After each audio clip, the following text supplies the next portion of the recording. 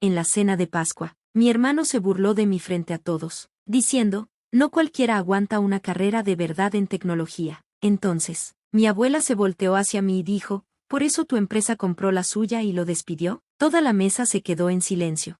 Hola, Reddit, en la cena de Pascua del año pasado, mi hermano mayor, Nate, decidió dar un espectáculo, nada nuevo, desde que éramos niños. Nate siempre fue el más ruidoso, el autoproclamado hijo dorado, el que creía que estaba destinado a la grandeza, solo porque resolvía un cubo Rubik más rápido que cualquiera en secundaria. Cargó con ese ego hasta la adultez como si fuera un trofeo. Entró al mundo tech saliendo de la universidad, ingeniería de software, startups, títulos llamativos, y siempre soltando nombres de fundadores y CEOs. Hay que admitirlo, era bueno en lo que hacía, pero era aún mejor recordándonoslo a todos. Mientras tanto, yo elegí un camino más discreto. Estudié análisis de negocios y pasé años construyendo mi carrera en estrategia empresarial. No era nada glamoroso, pero era buena en eso, tranquilamente, con constancia. Fui subiendo. A los 29, ya dirigía adquisiciones estratégicas en una empresa tecnológica mediana pero en rápido crecimiento. A diferencia de Nate, yo no sentía la necesidad de presumir cada logro como si fuera una publicación de LinkedIn andante.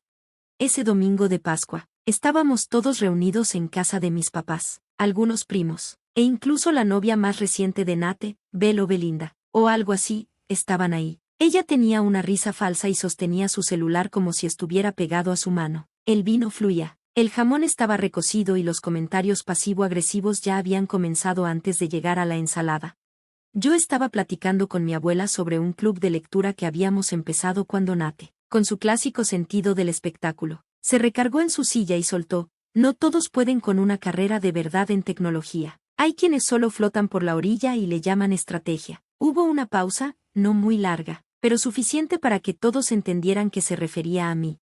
Su novia se rió como si fuera lo más gracioso del mundo. Mi mamá soltó una risita nerviosa. Mi papá miró su plato como si esperara que le diera una excusa. Yo solo sonreí. Después de años de aguantar eso, ya me había acostumbrado a sus golpes bajos. Pero mi abuela, bendita sea, dejó el tenedor y se volteó hacia mí, con la calma de alguien que lo ha visto todo y no le teme a nada. Preguntó, ¿por eso tu empresa compró la suya?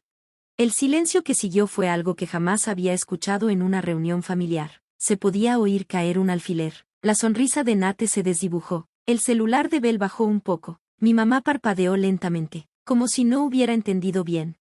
Verán, lo que Nate no sabía, y lo que yo no había mencionado porque de verdad no estaba buscando presumir, era que mi empresa acababa de cerrar la compra de la startup donde él trabajaba. Yo fui la líder estratégica en esa adquisición. Revisé la viabilidad del producto, los riesgos, los reportes de desempeño del equipo y aprobé los términos finales. Sí, el nombre de Nate apareció en una de las auditorías internas. No salió bien parado.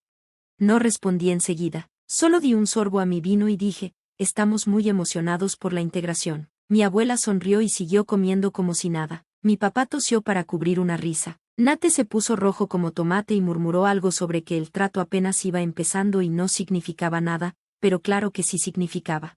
Durante el resto de la cena, apenas habló, y por primera vez, no me sentí como una sombra a su alrededor. Me sentí como la tormenta que se había estado formando en silencio mientras él bailaba al sol, completamente desprevenido.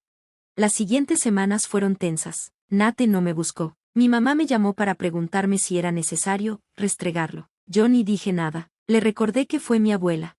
Pero la verdad es que no se trataba solo de ese momento. Era todo lo que venía desde antes, años escuchando que no era lo suficientemente ambiciosa, que solo estaba flotando en una burbuja corporativa mientras él cambiaba el mundo. Años de aguantar sus discursos de por qué debía aprender a programar si quería que me tomaran en serio. Años de ser descartada porque no publicaba en LinkedIn cada vez que respiraba. Siempre me trató como una aficionada.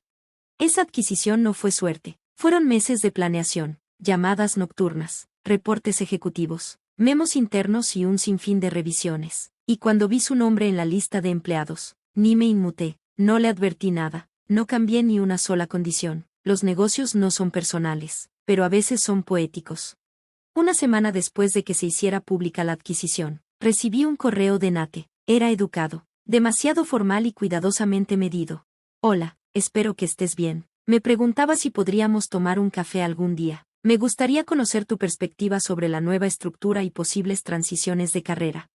Leí Transiciones de carrera 2 veces. Ya sabía por recursos humanos que no lo iban a mantener en su puesto. Su equipo tenía un rendimiento bajo desde hacía más de un año, y el circuito había marcado varias posiciones como redundantes. Una de ellas era la suya.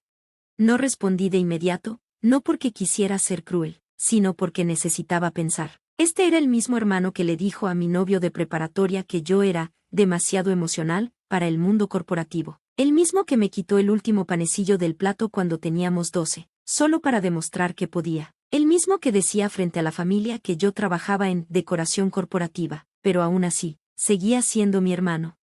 Al final, acepté verlo en una cafetería tranquila, a 2 cuadras de mi oficina. Se veía cansado, como si la realidad le hubiera dado un buen golpe. Ya no tenía esa postura arrogante. Se veía como un hombre que se dio cuenta de que la escalera que estaba subiendo daba a la pared equivocada. Intentó hablar de cosas sin importancia, pero la conversación no fluía. Eventualmente dijo, supongo que te tengo que felicitar. Asentí, gracias. Y luego hizo la pregunta que jamás imaginé, ¿cómo lo lograste? Sin sarcasmo, sin resentimiento, con verdadera curiosidad y, tal vez, un poco de respeto. Fue la primera conversación sincera que tuvimos en años. Le dije la verdad, se necesita paciencia, enfoque y saber escuchar más de lo que se habla. Trabajé en silencio, y cuando hablaba, la gente me escuchaba porque tenía algo valioso que decir, no porque fuera la más ruidosa. Él asintió despacio y me preguntó si creía que había un lugar para él en la nueva estructura. No prometí nada. Le dije que tendría que aplicar como todos los demás. No iba a hacerle favores, pero también le dije que, si de verdad estaba dispuesto a adaptarse, a aprender y a ser parte de algo más grande que su propio ego, tal vez, solo tal vez, había una oportunidad. Volvió a asentir. Al salir de la cafetería, no me abrazó, pero sí dijo, gracias, hermana. Esa noche, mi abuela me llamó. Nunca se mete en dramas, pero solo dijo, lo manejaste muy bien. Siempre supe cuál de los dos tenía el verdadero poder. Por primera vez en mucho tiempo, me sentí vista, no como la hermanita de Nate, no como la callada, sino como alguien que había construido algo real, fuerte y digno de respeto. Claro, nada en mi familia se mantiene tranquilo por mucho tiempo. Justo cuando pensé que Nate por fin estaba en camino a la humildad, algo pasó en la siguiente junta trimestral que lo cambió todo, y todo empezó con un solo correo reenviado. 2 semanas después de aquel café, yo por fin empezaba a sentir un poco de paz. No esperaba que Nate se arrodillara ni que cambiara de personalidad de un día para otro, pero parecía haber tocado fondo. Lo admito, sentí un poco de esperanza. Tal vez por fin podríamos tener una relación adulta. Pero luego llegó el correo. Me lo reenviaron del equipo interno de contrataciones. Asunto, propuesta estratégica de carrera, Nate Williams. Lo abrí un martes por la mañana, con mi tercer café del día. Esperaba una simple solicitud o seguimiento. En cambio, me encontré con un mensaje de 5 párrafos que parecía más una autobiografía llena de fanfarronerías que una postulación profesional. En él, Nate se presentaba no como un ingeniero despedido en busca de nuevas oportunidades, sino como un líder visionario del ámbito tech, que podía optimizar las estructuras de liderazgo y elevar el ADN innovador de la empresa. Usó palabras como sinergia, cambio de paradigma y extracción de valor tan exageradamente que sentí pena ajena.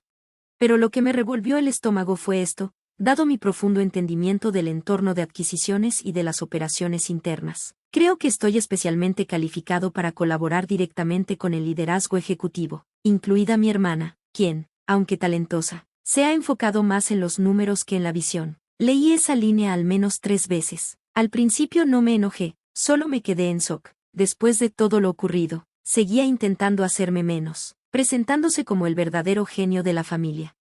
No respondí. Marqué el correo y se lo mostré a nuestro enlace de recursos humanos y al VP de operaciones, quienes tenían la última palabra en contrataciones. Me preguntaron, ¿quieres que lo entrevistemos? No, respondí, solo quiero que lo vean. Si aplica por los canales correctos, traten su candidatura como cualquier otra, pero si vuelve a usar mi nombre, tráiganmelo. Asintieron.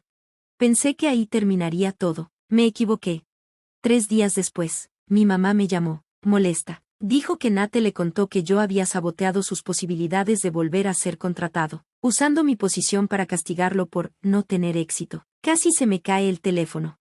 Mamá, le dije con calma, no he hecho nada más que no permitir que consiga un trabajo mintiendo. Escribió un correo insinuando que yo solo veo números. ¿Tú crees que así se consigue un empleo? No respondió, Solo murmuró algo sobre que la familia debe estar unida. Ahí entendí que no importa cuánto creciera o cuán alto llegara, Nate siempre sería Nate, y mis papás siempre serían sus alcahuetes. Pero yo ya no tenía 12 años. Ya no buscaba validación de quienes solo me veían si encajaba en su molde. Así que le dije la verdad: no soy la red de seguridad de tu hijo. He trabajado demasiado duro para lograr lo que tengo. Si Nate quiere un puesto aquí, debe ganárselo como todos los demás. Colgó con una despedida tensa. Ese fin de semana, mi abuela vino a visitarme. Trajo un pay. Se sentó en mi balcón y me escuchó mientras le contaba todo. No me interrumpió, solo asentía. Luego me dijo algo que jamás olvidaré: a veces la gente no quiere que tengas éxito. Quieren que te quedes en el lugar donde se sienten cómodos viéndote, debajo de ellos. Le pregunté si así se sintió criando a mi mamá y a mi tío. Sonrió, pero sus ojos estaban tristes. Supe quiénes eran desde temprano, pero también supe que no podía obligarlos a crecer. Eso es una decisión.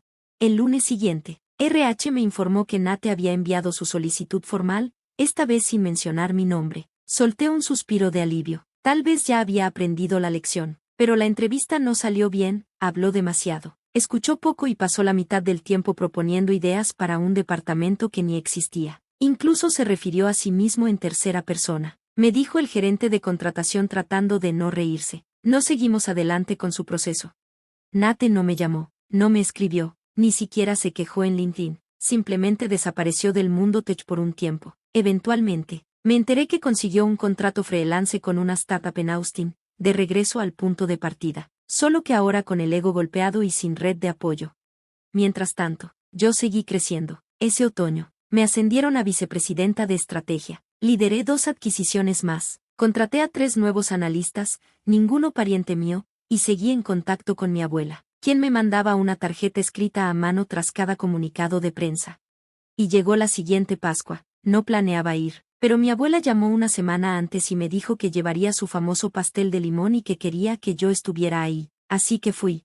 Nate estaba ahí, más callado que antes, sin novia esta vez. Cuando cruzamos miradas, vi algo, tal vez vergüenza, tal vez entendimiento. Se acercó a mí después de la cena. Estábamos en la cocina, los platos sonaban al fondo, y mi abuela tarareaba bajito. Fui un imbécil, dijo sin rodeos. No lo contradije, pero sonreí. Gracias por no hacerlo peor. No dije nada más, solo asentí. Fue entonces cuando mi abuela pasó, dejó su pastel en la mesa y dijo con una sonrisa traviesa: parece que por fin entendiste quién manda aquí. Esta vez, Nate no discutió,